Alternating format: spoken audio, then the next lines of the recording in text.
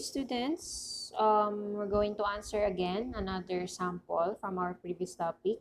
So we have two long parallel wires separated by 0.60 meter carry anti-parallel currents.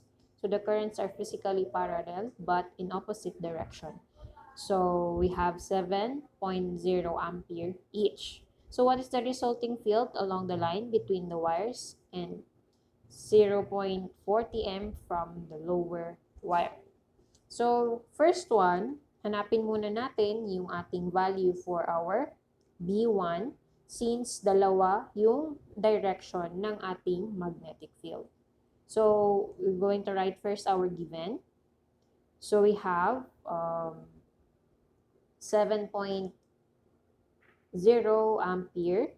So, yun yung magiging current natin para sa dalawang magnetic field na meron tayo or dalawang direction ng magnetic field na meron tayo.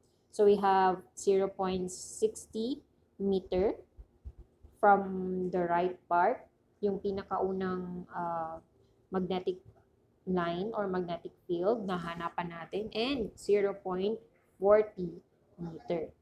So since dalawa yung ating direction dito, kailangan nating hanapin ang sum ng dalawang ito. So, let's write first the constant value for our mu0.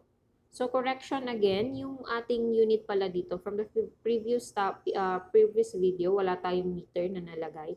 So, ang tamang unit for our mu0 is WB all over A times meter.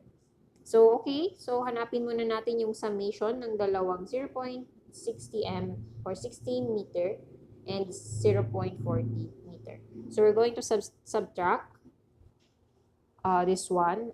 It's not pala sum, it's the product pala.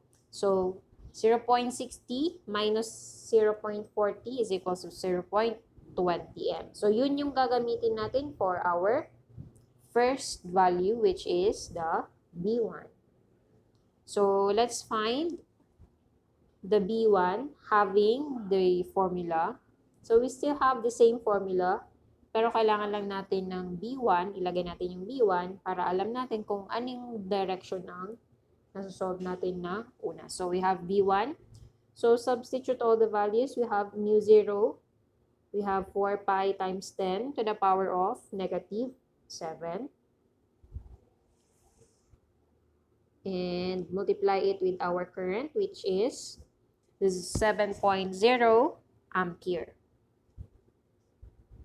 So let's write 7.0 ampere. Next one, we're going to divide this one with 2 pi r. So we have 2 pi times, yung r natin is yung sinolve natin kanina na sagot doon sa subtraction, which is 0.20 meter. Okay? So, hanapin natin ang sagot. We have to multiply this one. 4 pi times 10 to the power of negative 7 times 7.0 ampere divided by 2 pi times 0.20. So, we're going to come up with an answer of 7.0 times 10 to the power of negative 6t. So, again, yung unit natin is magiging t kasi ang hinahanap natin is magnetic field. So, we have the answer for the B1. Now, susunod na hanapin natin is yung B2. So, let's use another paper. So, we have the same formula for this one, gaya dun sa B1, pero yung value lamang yung mag-change. Okay, so we have B2, since B2 na yung hinahanap natin, is equals to mu0 times I. Pwedeng, yung current natin is pwedeng big letter or small letter, pero parang para malaman lang natin na same pa rin naman ang amount. So, I mean. So, we're going to substitute everything for our values. So, we have, for the mu0, we have 4 pi times 10 to the power of negative 7. Multiply by the I, we have 7.0 ampere. So, we're going to divide this with 2 pi r. So, yung r na gagamitin natin sa B2 is yung 0.40 meter. Bakit? Kasi since nasa figure natin, makikita natin doon sa figure na yung direction ng ng B2 coming from the left part, ito, so 0.4 meter. So siya yung papunta sa B2. Okay. So since yun yung tanong sa pangalawa, kaya siya yung gagamitin natin. So 0.40 meter.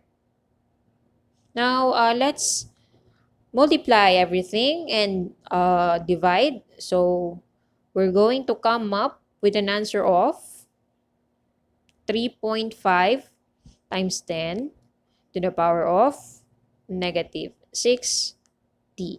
So, we already have the value for the B2. Kanina, na-solve natin yung B1. Ngayon naman, meron na tayong B2. So, let's find the total magnetic field of the two direction.